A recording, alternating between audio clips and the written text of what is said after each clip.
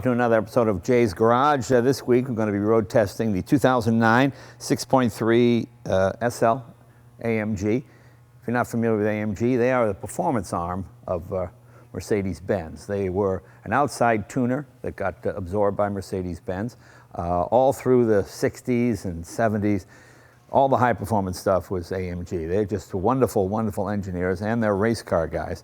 And they've taken that technology and brought it to the SL. The SL was not primarily a sports car. It was a luxury car, a luxury two-seater car. And now with the advent of AMG, it has real sporting pretensions. And it's actually quite fast. This is 0 to 60 in 4.5 seconds. It's a little chubby. It's about 4,300 pounds, which is pretty heavy, but it handles itself well, you know. Kind of like a big woman that can square dance, you know, it just sort of gets around the floor pretty good. The reason for all that weight, of course, is the convertible roof, and we'll get into all of that later. But with 518 horsepower and over 600 foot-pounds of torque, it gets out of its own way pretty good. It's got a 7-speed automatic transmission, 7-speed double clutch, no torque converter. That seems to be the way to go these days. A couple weeks ago, we did the Porsche with their dual clutch transmission, and torque converters seem to be on the way out, and this seems to be the wave of the future, these new 7 speeds. Let's walk around the car. As you see, it's a great looking car. Massive brakes all the way around, every luxury and amenity you can think of. I don't need all that luxury stuff. I wish AMG would make a manual 6-speed gearbox. Please, AMG, please do that. But in lieu of that, this is a really good transmission. People used to marvel at the 59 Ford retractable. Remember the metal roof and all the relays and wires, and it was an unbelievable thing to watch. And of course, this is like the great-great-grandson of that. Mercedes won't like that, but, well, here, take a look at how it works. First the windows goes down, all done automatically.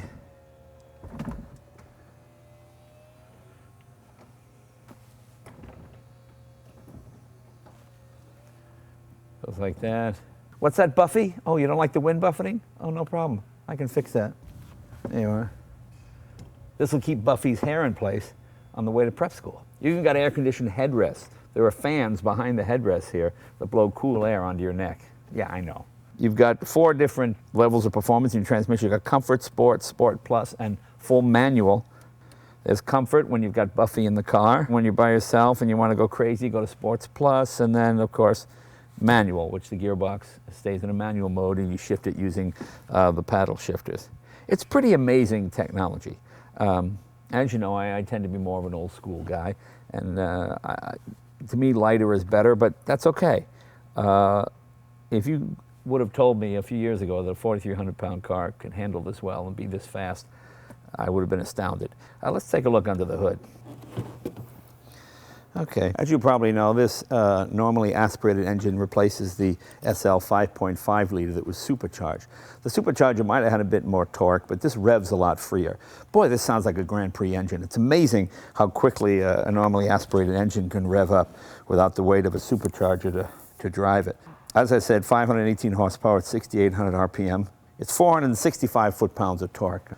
This new transmission also has a race start function. Once you select Sport Plus, place your left foot on the brake pedal, your right foot on the throttle, then it decides the optimum engine speed for takeoff before you launch the car. Yeah, I know, it's kind of a lazy man's thing, but boy, it's a lot of fun when that punk pulls up next to you in the Mustang. You see, once the roof folds into the trunk, and then when you open the trunk, the roof lifts up so you can put, actually, you can get a couple of things in there.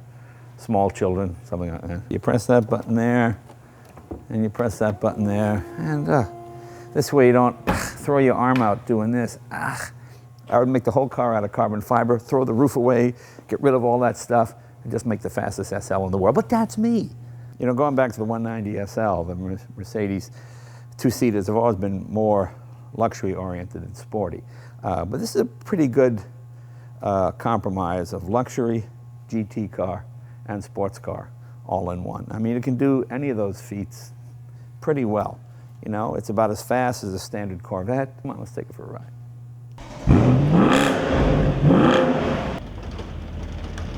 Buffy, Muffin, I'll see you at prep school.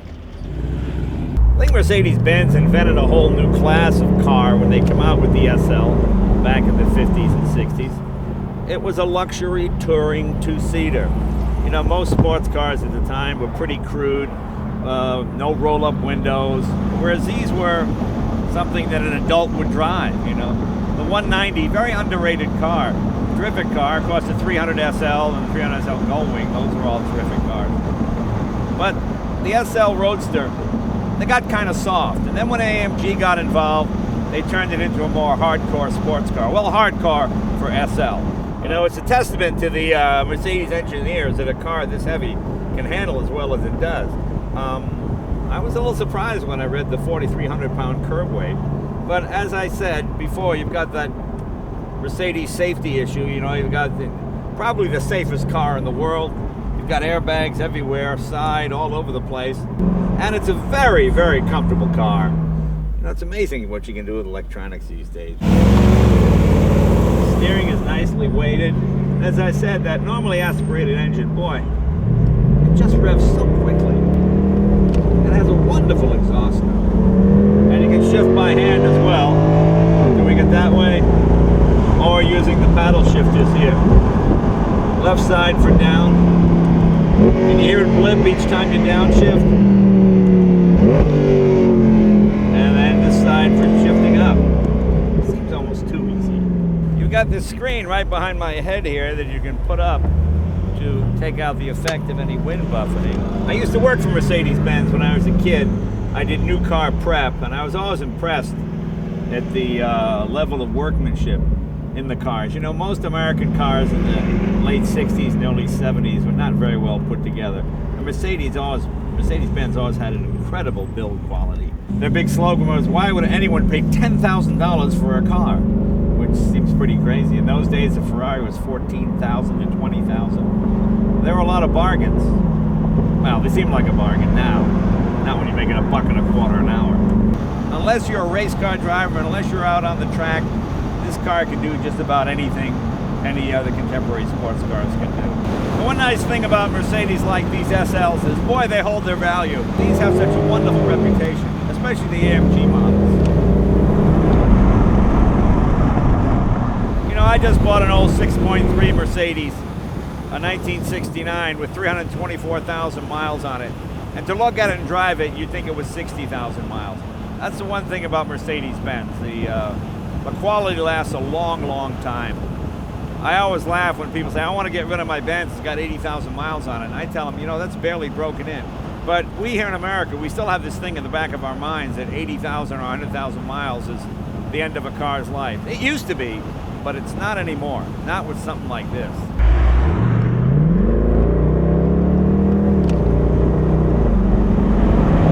And you know, with a speed limit of 155 miles an hour, you can rack up 100,000 miles pretty quick.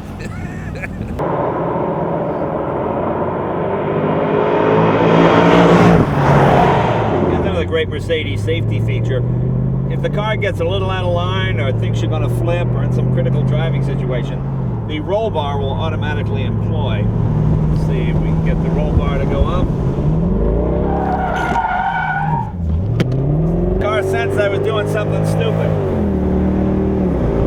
Pretty good technology. It's amazing how something that's perceived as a luxury car can actually outhandle some of the best sports cars from the last decade or so. If you want a car that does everything well, this is a pretty good choice. Comfortable, fast, smooth, incredibly safe. Like me, a few pounds overweight, but that's okay. I'm happy. Let's see if it'll do a burnout. That's the most important thing.